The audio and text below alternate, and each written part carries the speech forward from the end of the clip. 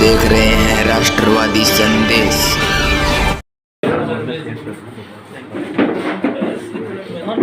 आइए आइए मुकेश जी, आपका स्वागत है। खबर फॉर्चून आया नहीं है अभी। आ गया। हाँ, मैं धनतेरस के पावन, सबसे पहले मैं धनतेरस के पावन पर्व और प्रकाश पर्व पर आप सबको मेरी ओर से हार्दिक शुभकामनाएं प्रेषित करता हूं। और इस मौके पर धन्वंतरी जी आपको स्वस्थ रखें, लक्ष्मी जी का आपके साथ में साथ सदा बना रहे और कामधेनु जी भी आपके साथ में लगातार रहें, ऐसी मेरी मनोकामना है। और आप सबके, हम सबके अच्छे सोच और विचार की वजह से न केवल हमारे क्षेत्र का स्वच्छ और स्वस्थ निर्माण हो, बल्कि हमारे यहाँ से जो विचार चलता है वो पूरे प्रदेश और राष्ट्र को एक ऐसी आशा की किरण दे कि एक सार्थक बदलाव के लिए आप लोगों का क्या सहयोग हो सकता है। मैंने इसलिए आपको बुलाया, ठीक है ना। समय समय पे आप लोग हमारी बात को आम जन तक पहुंचाते हैं, इसके लिए मैं आपका आभार प्रकट करता हूं। अब तक हमने कुछ ऐसे इश्यूज़ थे जो करीब साल भर का जो हमें मौका मिला, उसमें 10 महीने का आपके माध्यम से, मीडिया के माध्यम से, समाचार पत्रों के माध्यम से और आम जन के माध्यम से जो हमें लगा कि वैलिड इश्यूज़ हैं, उनको प्रशासन के समक्ष आम जन की ओर से जन समूह के साथ सक्षमता से रखने का प्रयास किया। और मुझे ये आपके साथ शेयर करते हुए प्रसन्नता भी होती है कि प्रशासन ने कई मुद्दों पर बड़ा गंभीरता से संज्ञान लिया है और कई ऐसे मुद्दे जो दशकों से लंबित पड़े थे, मैं जिला कलेक्टर महोदय से भी मिला था, वहाँ भी उसके ऊपर वो संज्ञान ले रहे हैं और चर्चाएं शुरू हो गई हैं। मैं उम्मीद करता हूँ कि आने वाले समय में उन मुद्दों का भी निस्तारण ठीक से होगा। चाहे पानी का मुद्दा हो, चाहे बिजली का मुद्दा हो, चाहे सड़क का मुद्दा हो, चाहे स्कूल का इश्यू हो, चाहे चिकित्सा स्वास्थ्य से संबंधी कोई चीज़ हो, इन सब के ऊपर जो होना चाहिए आम नागरिक के अधिकार के हिसाब से, उसके ऊपर वो कार्रवाई करने के लिए मुझे बताया गया कि प्रतिबद्धता से काम करेंगे। आपको मैं इस मौके पर इसलिए निवेदन करना चाहता था कि आपको ऐसा लगता है कि कोई ऐसा मुद्दा जो मूल रूप से जनजीवन से जुड़ा हुआ हो, जो जीवन की सुगम बनाने के लिए, जीवन को जिसकी अहम आवश्यकता हो, आप अगर हमारे संज्ञान में लेके आते हैं तो हम निश्चित रूप से स्थानीय प्रशासन से लेकर राज्य और देश के प्रशासन तक सक्षमता के साथ इसको पहुंचाने का प्रयास करेंगे। और मैं उम्मीद करता हूं कि हम सब मिलकर अगर ऐसा करेंगे तो निश्चित रूप से कुछ ऐसा बदलाव आएगा जिसकी हम सबको वर्षों से प्रतीक्षा है, दशकों से प्रतीक्षा है। और मैं समझता हूं कि आज़ादी के समय हमारे उन ईंट के पत्थर की तरह, नीम के पत्थर की तरह जिन लोगों ने कार्य किया था, उनके सपनों का भारत निर्माण करने में आपके प्रयास भी हमारे काम आए, आम जन के काम आए और सार्थकता के साथ वो बदलाव जो उनकी कल्पना में था वो आपके जीवन काल में ही परिलक्षित हो। हालांकि ये निश्चित रूप से मैं कह सकता हूँ कि अगर आप कोई काम 10 साल, 20 साल, 30 साल की योजना बना के करते हैं तो निश्चित रूप से उसकी एक रूपरेखा के अनुरूप अगर कार्रवाई होती है समय के हिसाब से, तो उसमें वो लोग जो आज इस संसार में माँ के पेट में हैं, गोदी में हैं, या वो 2 साल से छोटा बच्चा जो माँ की अंगुली पकड़ के चलता है, उसका जीवन बहुत बेहतर तरीके से बदलाव के साथ में आगे बढ़ेगा, ऐसी हम सब की मनोकामना होनी चाहिए। मैं मेरा विचार बता रहा हूँ आपको। गांधी जी ने कहा था कि जब लाइन में खड़ा हुआ अंतिम व्यक्ति अपने आप को गौरवान्वित और आपके प्रयासों की वजह से लाभान्वित महसूस करता हो, तो ही हम मानते हैं कि आज़ादी के सच्चे अर्थ में हम दीपावली, होली, गणतंत्र दिवस, स्वतंत्रता दिवस, ईद जैसे त्योहारों को सार्थकता के साथ मनाने का संकल्प लेते हैं। तो निश्चित रूप से आप सबके प्रयासों से मैं उम्मीद करता हूं कि एक अच्छे राष्ट्र का निर्माण हो। उसमें आपके द्वारा चिन्हित किए हुए वो मुद्दे जिनकी आम आदमी के जीवन में बदलाव की दरकार है, वो वाला अगर आप बताते हैं तो मैं समझता हूँ हम सब लोग मिलकर अगर सामूहिक प्रयास करें तो अच्छा होगा। आज विशेष रूप से मैंने आपको दीपावली के शुभ अवसर पर आपको शुभकामनाएं प्रेषित करने के लिए बुलाया था कि कल हमने दीपावली पे एक स्नेह मिलन का कार्यक्रम रखा है VDS पैलेस भादरा में सुबह 10 बजे। तो उसके लिए मैं व्यक्ति से आपको निमंत्रण देना चाहता था मेरा मेन मकसद आज का आपका ये था। तो आप आएँ, कल निश्चित रूप से आप आएंगे, मैं समझता हूँ। तो जो लोगों की भावनाएं हैं, लोगों की अपेक्षाएं हैं, उनसे भी आप रूबरू हो पाएंगे। और हम ऐसे अवसर पे एक संकल्प लें कि बुराई को ख़त्म करने के लिए भलाई के साथ विजय श्री सबको कैसे प्राप्त हो, उसके लिए क्या प्रयास होने चाहिए। मैं उम्मीद करता हूं और मैं पुनः आपको निमंत्रण देता हूं कि कल सब सुबह 10 बजे आप पधारें। बहुत बहुत स्वागत, आभार आपका। अच्छा, कल पक्का चुनाव लड़ रहे हैं क्या एसपी सिंह जी आप? ये आपसे समय आने पे पूछ लेंगे। आप हमेशा इस तरह के प्रश्न पूछते हैं जो भविष्य के गर्भ में है। तो भविष्य में समय आने पे तय कर लेंगे, बता देंगे आपको मैं निश्चित रूप से पक्का पूछूंगा। लोगों में चर्चा है कि आप लोगों से बोलते हैं कि एक जेब में मेरे बीजेपी की टिकट है, दूसरी जेब में कांग्रेस की टिकट है। तो इसका जवाब तो जनता को। जानकारी के लिए मैं कभी इस तरह की भाषा का प्रयोग नहीं करता। और हमारे एक पत्रकार साथी ने मुझे पूर्व में भी पूछा था, तो उनको भी मैंने कहा था इस तरह की जो आप चर्चाएं चलाते हैं वो आपके दिमाग की उपज हो सकती है। मैंने इस तरह की कभी कोई न चर्चा की, न कभी वार्तालाप का हिस्सा ऐसा था। और मैं मानवता के करीब हूँ, मानवता के करीब रहूँगा। सर, आप मुद्दा की बात करें तो सी पैसेंजर रेलवे फाटक है, उसकी सबसे ज़्यादा आवश्यकता है, वहाँ अंडरपास या ओवरब्रिज बने। अगर कभी मौका मिलेगा तो निश्चित रूप से उस पर कार्रवाई करेंगे। ठीक है सर, आपने पूर्व में फसल बीमे को लेकर प्रेस वार्ता की थी। जब लास्ट बार अपनी प्रेस वार्ता हुई थी, आपने उसमें कई पॉइंट भी फसल बीमे के बारे में बताए थे। और वर्तमान में भी सर किसानों ने धरना भी दिया है, अनशन भी चल रहा है। तो अब सर वर्तमान में आपकी क्या प्रतिक्रिया है? अब आप ध्यान से सुनना मेरी बात, क्योंकि ये मुद्दा वाकई हमारे सबको उद्वेलित करता है, परेशान करता है। और आम किसान भी इस मुद्दे की वजह से भ्रम के जीवन में जी रहा है। मैं आपको सही बता रहा हूँ, पिछली बार भी बताया था कि इसमें कई स्टेक होल्डर हैं। किसान है, कंपनी है, बैंक है, राज्य सरकार है, भारत सरकार है। मैंने आपसे ये भी निवेदन किया था कि किसी भी एक स्टेप पे गड़बड़ होती है तो पांचों के स्टेप प्रभावित होते हैं। मैंने आपसे ये भी निवेदन किया था कि कौन किसान जीवन बीमा का हकदार है, किसको जीवन बीमा नहीं, फसल बीमा, कौन किसान फसल बीमा का हकदार है और कौन किसान फसल बीमा लेगा नहीं लेगा, इसके बारे में मैंने विस्तार से आपको बताया था। वर्तमान की स्थिति के संबंध में मैं आपको इतना ही कहना चाहता हूं कि राज्य सरकार के स्टेक होल्डर केंद्र पे डाल रहे हैं, केंद्र सरकार के स्टेक होल्डर इसको राज्य सरकार पे डाल रहे हैं। किसानों के पास में भ्रम जैसी स्थिति है। आप डिटेल में कुछ दिन पहले सांसद महोदय ने एक प्रेस वार्ता की थी, उसमें कुछ फैक्ट्स भी बताए थे। उसी की कंटिन्यूटी में मैं कहना चाहूँगा कि फसल बीमा के अंतिम निस्तारण के लिए दो चीज़ों की आवश्यकता होती है। एक तो उसने बीमा करवाया है और दूसरा सबसे अहम बिंदु होता है कि उसमें क्रॉप कटिंग एक्सपेरिमेंट जिसको बोलते हैं वो हुआ है कि नहीं हुआ है। जब उस समय राइटिंग में ये आ गया कि भादरा के क्षेत्र में 46% और नौहर और अन्य क्षेत्रों में 36% CCE का वेरिफिकेशन भी कृषि विभाग के अधिकारी, बीमा कंपनी के अधिकारी और प्रशासनिक अधिकारियों की मौजूदगी में जब ये तय हो गया कि कैसे इसका निस्तारण करना, उसी टाइम ये मुद्दा खत्म हो जाना चाहिए कायदे से, लेकिन नहीं हो रहा है। तो मेरा तो यही कहना है कि एक दूसरे के पाले में डालने की बजाय इस पर सार्थक कार्रवाई करें। किसान समझें अगर उनका हक बनता है, गारंटीड है बीमा मिलेगा, गारंटीड है। हक क्या बनता है? ज़मीन उसकी होनी चाहिए, बीमा उसने समय पे करवाया है और फसल खराबे का उसका सर्वे हो चुका है। तीन चीज़ों पे मैं आपसे भी निवेदन करूंगा कि ज़्यादा से ज़्यादा प्रचार करें इस चीज़ का। अगर सर्वे ही नहीं हुआ तो बीमा कैसे मिलेगा? अगर ज़मीन मेरी नहीं है, फसल मेरे नाम नहीं है, ज़मीन मेरे नाम नहीं है, बीमा नहीं मिलेगा। तो आपसे ये निवेदन है कि इसको आप भी क्लियर करें कि एक दूसरे के पाले में डालना बंद करें। 36% और 46% का तत्काल भुगतान करें। मैं जिलाधीश महोदय से भी एक दिन पहले मिला था, 2 दिन पहले, उनसे भी मैंने निवेदन किया था। आपकी जानकारी के लिए सरकार ने एक प्रपोजल कमिश्नर साहब के यहाँ से भी मूव कर रखा है कि 36 और 46% जो वेरिफिकेशन बीमा कंपनी के माध्यम से हो गया है उसका तत्काल भुगतान किया जाए और रिमेनिंग जिसका क्रॉप कटिंग एक्सपेरिमेंट से परे जो चीज़ है, अगर वो वाली चीज़ है तो उसमें 60% और 40% का कोई फार्मूला बनाकर इस तरह की व्यवस्था की जाए कि 40% और 60% राज्य सरकार और भारत सरकार, कंपनी और सर्वे प्लस भारत सरकार का जो भी सिस्टम है, दोनों का वेटेज देते हुए 40% उसका, 60% उसका, या दोनों का 50-50% कर दें और उसका डिस्पोजल करें। ये है इसमें। सर आप हर मुद्दा उठा रहे हैं और अच्छी आप भागदौड़ भी कर रहे हैं, जनसंपर्क कर रहे हैं।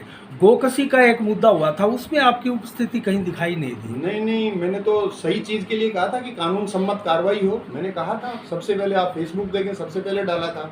और मैं ये चाहता हूँ कि सांप्रदायिक सौहार्द हर हालत में बना रहे और किसी भी हालत में कोई ऐसा काम नहीं हो जैसे एक समुदाय को लगे मैं लूटा गया, दूसरे को लगे मेरे को तबाह कर दिया। ऐसा काम नहीं होना चाहिए। सर आप इतने दिनों से भादरा में हैं, 2 सालों से लगातार एक्टिव भी है। आपकी नज़र में भादरा में कौन सा ऐसा बड़ा मुद्दा है जिसको अभी तक और राजनीतिक या सामाजिक संस्थाएं छू नहीं पाई है? आपको लगता हो कि कोई ऐसा कोई विशेष मुद्दा जिस पर आप काम करना चाह रहे हो, या लोगों को जिस प्रकार से आप कह रहे हैं कि हम संदेश देकर ठीक करना चाह रहे हैं इन चीज़ों को, ऐसी कोई आपकी? देखिए, मैं चाहता हूँ कि आपके माध्यम से मैंने आज शुरुआत भी ये की थी कि हम सब मिलकर एक ऐसा अभियान चलाएं जिससे आम आदमी का जीवन सुखमय हो, सुखद हो, सरल जीवन हो उसका, और उसको जीवन में किसी तरह की तकलीफ नहीं आए। मैंने आपसे ये शुरुआत में आज भी ये निवेदन किया था। मेरा आपसे आग्रह है कि भादरा के अंदर जितने नॉन मुद्दे बना रहे हैं वो बहुत बड़ी इशू है अपने आप में। आप देखिए, सड़कें ठीक नहीं हैं, फैक्ट है। अब सड़कें ठीक कौन करेगा? नगर पालिका का आदमी करेगा। स्कूलों में मान लो शिक्षा का स्तर खराब हो रहा है तो कौन ठीक करेगा? शिक्षक ठीक करेगा। खराब किसकी वजह से हो रहा है? ये हमारे लिए चिंता और चिंतन का विषय है। अस्पताल के अंदर अगर कोई कमी खामी है तो चिकित्सक और वहाँ का पैरामेडिकल सबसे ज़्यादा महत्वपूर्ण व्यक्ति होता है, वो काम करेगा। हम एक दूसरे पे यहाँ देखा है कि आरोप प्रत्यारोप ज़्यादा करते हैं। कायदे से शिक्षक अपना अच्छा काम करे, नगर पालिका का कचरा उठाने वाला अपना अच्छा काम करे तो गली भी साफ हो जाएगी और वो ये भी नहीं कहेगा कि टीचर ठीक से नहीं पढ़ाता है। या अस्पताल में जाते हैं तो जाते ही व्यक्ति का इलाज हो जाता है, या लाइन में भी उसको वेट भी करना पड़ा है तो वहाँ कोई उसको हीलिंग टच मिल जाए कि आप चिंता नहीं करें, अभी आपका नंबर आने वाला है, तो इतनी देर में उसको भी अंदर से सुखद का एहसास होता है। मेरे हिसाब से सड़कों की स्थिति अच्छी होनी चाहिए, जो नहीं है। मेरे हिसाब से नगर पालिका क्षेत्र के अंदर जिस तरह की स्थिति, और मैं तो ये कहूँगा कई जगह तो नर्क जैसी स्थिति है, उसमें तत्काल सुधार होना चाहिए। अरे भाई, जहाँ पे 6 इंच का पाइप डाल रखा है वहाँ 12 इंच डलना चाहिए था, या 18 इंच डलना चाहिए। जांच का विषय है। तो यहाँ के अधिकारी, यहाँ के कर्मचारी, यहाँ के जनप्रतिनिधिगण, मेरा ये मानना है सब मिलके अच्छा काम करें। देखिए, भारत सरकार के कई डिपार्टमेंट बहुत अच्छा काम कर रहे हैं, राज्य सरकार के कई डिपार्टमेंट बहुत अच्छा काम कर रहे हैं। कर्मचारी अधिकारी तो वही हैं जो पहले 20 साल पहले थे, 10 साल पहले थे, उनमें कोई ज़्यादा बदलाव नहीं है। लेकिन कार्य क्षमता के साथ में उनको मोटिवेट करने के लिए एक टीम के रूप में काम करने का अभाव मुझे चारों तरफ दिखता है। नहीं सर, उसको ठीक करना चाहिए। समस्याएं आपने अभी गिनाई और समस्याएं लगभग फेसबुक, व्हाट्सएप और समाचार पत्रों में आती रहती है, लेकिन किसानों की एक बीमा फसल को ही लेके सारी पार्टियां अलग अलग कर रही है। जबकि भादरा शहर में पीने का पानी दूषित है, ऐसा कोई परिवार नहीं है, ऐसा कोई व्यक्ति नहीं बचा है जो उस दूषित पानी से बीमार न हुआ हो। नंबर 1, सड़कों की बात की तो राजगढ़ रोड है, राजगढ़ भादरा रोड है, शहर में भी जगह जगह अभी तक खड्डे बने हुए हैं। जैसे अम्बेडकर चौक पे सड़क इधर बनी हुई, उधर खड्डे पड़े हैं, ऐसी कई जगह पड़ी है। यानी चर्चाएं तो आती है, लेकिन ये जनप्रतिनिधि और राजनीतिक पार्टियाँ उस विषय को, पीने की स्वास्थ्य के मामले उस पर क्यों नहीं हो रही है, जिसमें आप भी एज ए कलेक्टर भी रह चुके हो और राजनीति में भी वर्तमान में आ रहे हो। मतलब कोई भी नेता सिर्फ किसान के अलावा अन्य समस्याओं के लिए कोई ऐसा कोई कार्यक्रम क्यों नहीं कर रहा है? अब जन साहब ध्यान से सुनना, इसलिए मैं कागज भी रखता हूँ, थोड़ा रिकॉर्ड भी रखता हूँ। आपने जो वजह फरमाया बिल्कुल सही है। मैंने लिखा है, सीवेज लाइन डालने व कनेक्शन करने में निर्धारित मानदंडों की पालना नहीं की जा रही है। इस लापरवाही का खामियाजा यहाँ के लोगों को जान माल को नुकसान के रूप में हो रहा है और इसके लिए आवश्यक कदम उठाएं और संबंधित को निर्देश दें। आपने पानी वाला बोला है कि ये पानी वाला हमारा प्रॉब्लम है। मैंने उसमें भी ये सक्षमता के साथ में रखा है कि ये जो आपका सिस्टम है इसकी वजह से दूषित पानी सप्लाई हो रहा है और लोग इसकी वजह से बीमार भी हो रहे हैं। ठीक है ना? ऐसा कोई परिवार नहीं बचा जो नहीं बीमार हुआ हो। उस आप सही कह रहे हैं कि ये देखिए, किसान और किसानी की बात करना थोड़ा लुभावना लगता है, नहीं, मेरा ये मानना है। वो अच्छी बात है, करनी चाहिए, वो बात सही है, लेकिन उसका समाधान निकालने के लिए भी लगातार नहीं। प्रयास करने पत्र की- तो विधायक जी भी लिख रहे हैं, पत्र पूर्व विधायक भी लिख रहा है, पत्र अन्य पार्टियां भी लिख रही है, आपने भी लिखा है। लेकिन आमजन में कि कोई पीएचडी में, कोई नगर पालिका में, कोई पीडब्ल्यूडी में जाके कोई जन समूह वगैरह या वहाँ का दबाव वगैरह ऐसा माहौल तो नहीं बन रहा है।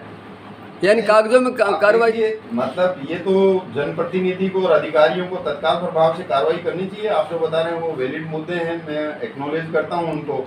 और साथ ही साथ मैं आपसे ये कहना चाहता हूं कि मैं इन चीज़ों को न केवल उठाया है, नगर पालिका में भी हम लोग गए हैं, समूह के साथ गए हैं और वहाँ जाके भी उनको बताया कि आपका सीवरेज और पानी का कनेक्शन आपस में मिल रहा है, जिसकी वजह से दूषित पानी लोगों को सप्लाई हो रहा है, लोग बीमार हो रहे हैं। ठीक है ना, पत्र लिखना सही बात है, नहीं आपने साथ साथ आपने पूछा था कोई समस्या बताए। अब हाँ, आज सीवरेज की लाइनें हैं, हाँ। वो लगभग सारी बंद है, खराब है। क्यों कि जो 1 जुलाई से पॉलीथीन थैलियाँ बंद हो गई, हाँ, निर्देश है, सख्त निर्देश है, लेकिन पॉलीथीन थैलियाँ वैसे ही खरीदी जा रही है, बेची जा रही है। प्रशासन मौन है, जनता खूब बेच रही है। और वो सीवरेज की आज तक की जो समस्या है वो सारी उस सीवरेज में वो जा रही है। सीवरेज बंद हो जाती है, फिर परेशान होती है, लोगों के घरों में लीकेज हो रहा है। आप सही कह रहे हैं कि ये बड़ी समस्या है और इसका तत्काल प्रभाव से समाधान होना चाहिए। मैंने भी, आपने ध्यान दिया तो अभी ये कहा था कि जहाँ 6 इंच का पाइप डाल दिया वहाँ 12 इंच डलना चाहिए था, जहाँ 12 इंच डाला वहाँ पे 18 इंच डलना चाहिए था। मुझे नहीं लगता कहीं 12 इंच डाला भी है क्या डायमीटर का। तो ये एक जांच का विषय है और आप मुझे सक्षम बनाइए ना, इन सब सवालों का न केवल जवाब देंगे बल्कि समाधान करेंगे समय रहते हुए। ऐसा पैमाना क्या है? आपकी सक्षमता का पैमाना क्या आपको विधायक बनाया जाए, आपको सांसद बनाया जाए? किस पैरामीटर को आप सक्षमता मानते हैं? आपको किस प्रकार से सक्षम किया जाए? हम एक जन समूह को लगातार प्रेरणा स्रोत के रूप में ले रहे हैं और मैं चाहता हूं कि आपके माध्यम से उसको इतना प्रेरित कर दिया जाए, मोटिवेट कर दिया जाए कि जब चुनाव का समय आता है तब वो बेचारे के नाम पर नहीं सोच विचार करे बल्कि सक्षमता के नाम पे सोच विचार करे। सर आप इसका मतलब आप उसमें कोई जरूरी नहीं मैं हूँ, कोई भी हो सकता है जो हाँ, सक्षम लगे। इसका मतलब आप फिर विधानसभा चुनाव में एक प्रकार से जोर आजमाइश करेंगे, आप अपना किस्मत आजमाना चाहेंगे। इसका आप मतलब चिंता नहीं करें, वो सब आपसे पूछेंगे समय आने पे, अभी वो समय दूर है। सर ये आप काल्पनिक सवाल है। आप टेक्निकल पॉइंट है ना, हर समस्या का बढ़िया तरीके से उठा रहे हैं। सबसे शिक्षित चेहरा है और आप काबिल चेहरा भी माने जाते हैं। जयदीप टूडी चुनाव लड़ रहे हैं, संजीव बेनीवाल चुनाव लड़ रहे हैं, बलवान पुनिया भी चुनाव लड़ रहे हैं और बजरंग साल ने भी कहा है मैं चुनाव लड़ रहा हूँ। लेकिन एसपी सिंह के लिए जनता बोलती है कि अगर टिकट मिलेगी तो चुनाव लड़ेंगे, अन्यथा चुनाव नहीं लड़ेंगे।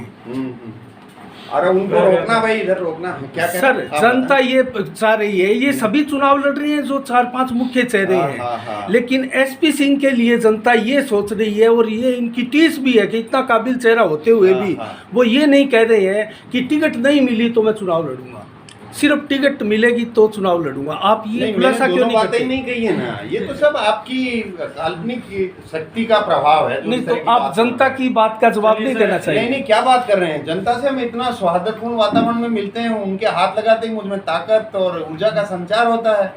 सुबह से शाम तक मैं 200 से लेकर 1000 आदमियों से रोज मिलता हूँ। हर नेता बोल रहा है मैं चुनाव लड़ूंगा, आप नहीं कह रहे। वो तो वो जाने वो क्यों बोलता है, ऐसा बोलने से उसको क्या मिलता है, उसका क्या सोच है, वो तो वो बता सकता है। सर मैं सर्जन में विश्वास करता हूँ, विध्वंस में विश्वास नहीं करता हूँ। सर अभी तक भादरा में कोई विजनरी नेता नहीं है। आप मतलब राजनीति में आए हो तो आपका उसके पीछे विजन क्या है? आप अगर आपको जनता अपना सरपरस्त बना लेती है तो उसके बाद में आपका विजन क्या रहेगा जनता के लिए कि आप क्या कुछ नया कर पाएंगे उनके लिए? जैसे कि हनुमानगढ़ डिस्ट्रिक्ट में पूरे में कोई सरकारी इंडस्ट्री नहीं है, मतलब रोजगार का कोई साधन नहीं है और मतलब शिक्षा चिकित्सा उनकी व्यवस्था आप देख ही रहे हैं। तो जनता क्या किस तरह से क्या मतलब जनता को बताइए आप, आपका विजन क्या रहेगा? आप देखिए, मैंने पहले भी कहा था कि एक साधारण चिकित्सक से लेकर विश्व स्वास्थ्य संगठन के चिकित्सक तक मैंने बखूबी काम किया है। एक छोटे अधिकारी से लेकर जिले के सबसे बड़े अधिकारी तक भी मैंने बखूबी काम किया है। मैंने क्या किया, मेरा क्या विजन था, मैंने जिस जिस कार्य क्षेत्र में काम किया उसका आप एक बार आकलन करें, खुद स्टडी करें, पता करें।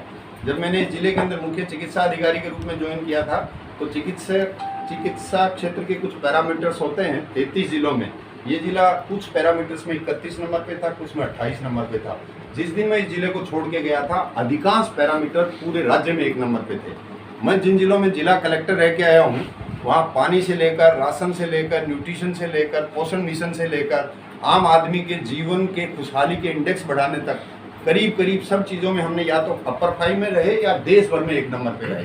मेरा विज़न वो है जिसमें आम आदमी खुशहाल हो, किसान खुशहाल हो, छात्र वर्ग को ये लगे कि मुझे आनंद आ रहा है पढ़ने में, कॉलेज अटेंड करने में, रहने में, जीवन जीने में, आसपास के वातावरण को देखने में, ये आम छात्र को लगना चाहिए। मेरा विज़न ये है कि चारों तरफ सड़कें अच्छी हों, बिजली की सप्लाई टाइम पे आए। मेरा विज़न ये है कि जिन चीज़ों पे हम रोज़ रोज़ चर्चा कर रहे हैं उन पे समय नष्ट नहीं करते हुए कोई ऐसा निर्माण योग्य काम करें, सर्जन का काम करें, जिससे भादरा के आम नागरिक को ये लगे कि मुझे भादरा के क्षेत्र में रहने में आनंद की अनुभूति हो रही है। मेरा विज़न ये है कि जिसमें किसी आदमी को काम के लिए इधर उधर नहीं भटकना पड़े, रोज़गार के लिए उसको अच्छे से काउंसल किया जाए, काउंसलिंग की जाए उसकी। मेरा विज़न ये है कि जो आदमी जो चीज़ डिज़र्व करता है उसको वो मिलना चाहिए। मेरा विज़न ये है कि मेरा आसपास का आदमी जिनको मैं जानता हूँ, जिनसे इंटरेक्शन है, इंटेलेक्चुअली मैं जिनसे जुड़ा हूँ और जो मेरे क्षेत्रवासी हैं, उनका काम प्राथमिकता से हो, लेकिन वाजिब काम हर आदमी का हो। मेरा विज़न ये नहीं है कि मेरा इन लोगों का ये कर दो, इन लोगों का ये कर दो। मेरा विज़न ये है सर्वांगीण विकास हो। सर आपने ये ऐसा आप जिस प्रकार की बात कह रहे हैं, जिस प्रकार की बात बता रहे हैं, ये अक्सर देखें तो डेनमार्क, नॉर्वे जो पूरे विश्व में सबसे 1 नंबर पर देश माने जाते हैं हर पैमाने पर, उन देशों में ऐसा एक प्रकार से प्रारूप है। क्या आपको लगता है भारत सरकार और राजस्थान सरकार की ऐसी पॉलिसियां हैं, ऐसा यहाँ का प्रशासनिक ढांचा है जो इस प्रकार की सेवाएं आम लोगों को पहुंचा सकता है, जो इस प्रकार से जीवन स्तर सुधार सकता है? बिल्कुल बिल्कुल सही कह रहे हैं आप। मेरा विजन ये है कि यहाँ के लोगों में इतनी जागरूकता पैदा की जाए। भारत सरकार और राज्य सरकार बहुत बड़ा परिक्षेत्र है, उसमें जाने से पहले स्थानीय स्तर पे इस तरह की अनुभूति करवाई जाए आम आदमी को कि मेरा जीवन सुखद कैसे हो सकता है।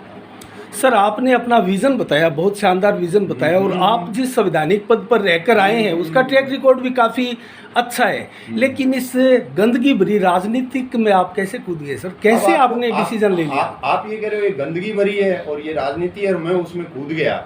आप देखो ऐसा नहीं बोलो। अगर आप अच्छा सोचोगे, अच्छा विचार करोगे, अच्छा मनन करोगे, अच्छा मंथन करोगे, तो मैं कहता हूँ कि आपको अच्छा ही अच्छा दिखेगा। चारों मेरे को इतना गंदगी नहीं दिख रहा जितना आपको। राजनीति में गंदगी नहीं मानते आप? नहीं, मैं इतना गंदगी नहीं। राजनीति में अच्छे लोगों का नितांत अभाव है। आपके प्रयासों से, मेरे प्रयासों से अगर कोई नौजवान आदमी विधायक या मेंबर पार्लियामेंट बन के हम सबका उद्धार करता है, मैं उसका स्वागत करता हूं। आप बोल रहे हो अच्छे लोगों का अभाव है, तो फिर गलत लोग है ना राजनीति में? नहीं, तो मैं ये नहीं, अभाव है, मैं ये नहीं कह रहा सारे गलत हैं। अभाव है, जितना होना चाहिए उतना नहीं है। चलिए सर, आप ये बताएं, जिस प्रकार से अब राजनीति की बात हुई चली है, कौन सी विचारधारा ऐसी है जो देश को प्रोग्रेसिव मोड में ले जा सकती है? जिस प्रकार से आप ये जीवन स्तर ऊंचा उठाने की बात करें, ऐसी कौन सी विचारधारा है जो देश को आगे ले जाना आप समझते हैं कि बेहतर? अब ये एक बड़ा सवाल है, इसको समय आने पे इसका उत्तर देंगे। और आपकी थोड़े दिनों पहले एक फोटो वायरल हुई बीकानेर वसुंधरा राज्य के दौरे के साथ, एक फोटो में आप खड़े थे वहाँ। मैं अशोक जी के साथ भी खड़ा रहता हूँ, पायलट साहब के साथ भी खड़ा रहता हूँ, वसुंधरा जी के साथ भी खड़ा रहता हूँ। बीकानेर दौरे पर आप स्पेशल गए थे? ऐसी नहीं, मैं बीकानेर आता जाता रहता हूँ बहुत बार। मेरा घर है बीकानेर में, क्यों नहीं जाऊंगा मैं बीकानेर? अभी आप वसुंधरा जी से मिले थे, हम ये जानना चाहते हैं। नहीं, मैं बहुत सारे लोगों से मिलता हूँ, उसमें वसुंधरा जी भी शामिल है। अब बताइए सर, जनता को ये दिक्कत है, उनको एक तकलीफ है कि आप अपने पत्ते नहीं खोल पा रहे। आप चिंता नहीं करें, पत्ते वत्ते और ये चीजें हैं ना, ये पहेलियां हैं। मैं ये मानता हूँ पत्ते नहीं खोल के विजन को और विस्तृत बनाते हुए कोई ऐसा काम करेंगे जो आपको भी स्वीकार्य हो, हमारे सारे साथियों को स्वीकार्य हो।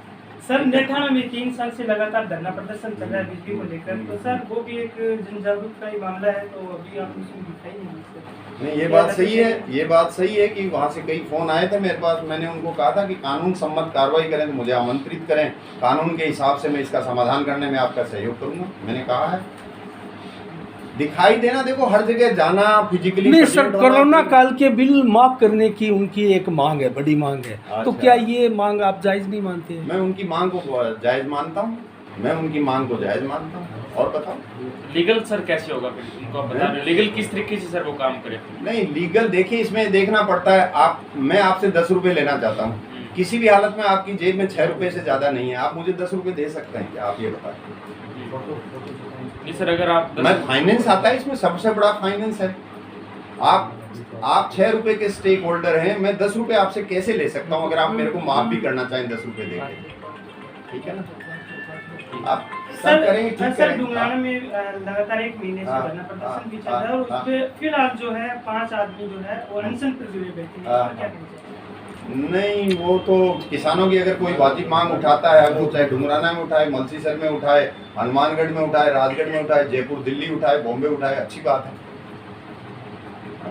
सर भादरा के परिप्रेक्ष्य में जो तमाम राजनेता आप करीब से देख रहे हैं हाँ, हाँ, और जिस प्रकार की राजनीति सभी लोग कर रहे हैं धरना प्रदर्शन की, हाँ, हाँ। आपने अभी तक हालांकि कोई अपने बेस पर धरना प्रदर्शन की शुरुआत नहीं की है, आप ज्ञापन तक अभी तक सीमित है, बातचीत तक अभी तक सीमित है। अब मुझे लगता कितना है, बेहतर मानते हैं आप? मुझे लगता है आप सारी चीजों की या तो जानबूझकर समझ नहीं रखते हैं, बताना नहीं चाहते हैं। सबसे बड़ा धरना प्रदर्शन पिछले 2 साल में रामगढ़ में हुआ था। 7 दिन पानी मांगा था, 27 दिन दिलवाया था लगातार, जिसमें सरकार की ओर से भी ये कहा गया था हमारे पास पानी नहीं है।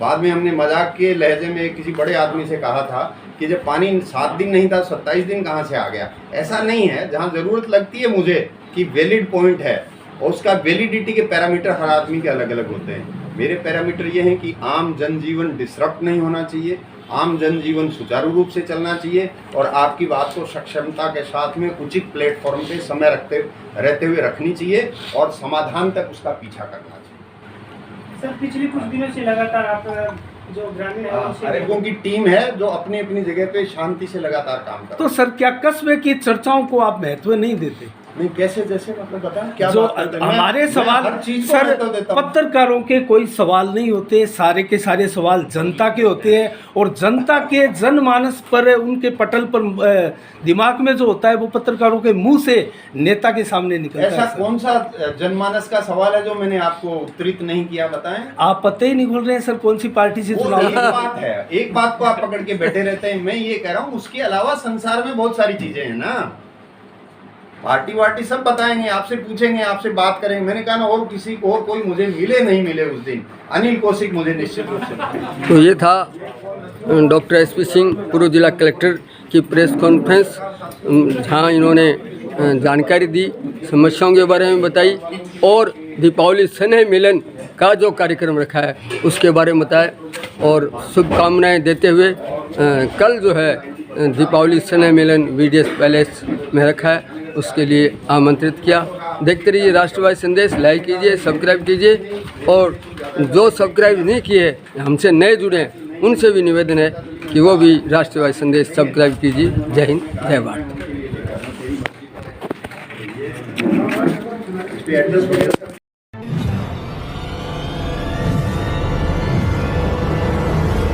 हमारा वीडियो आपको अच्छा लगे तो सब्सक्राइब करें, बेल आइकन दबाएं और लाइक करें।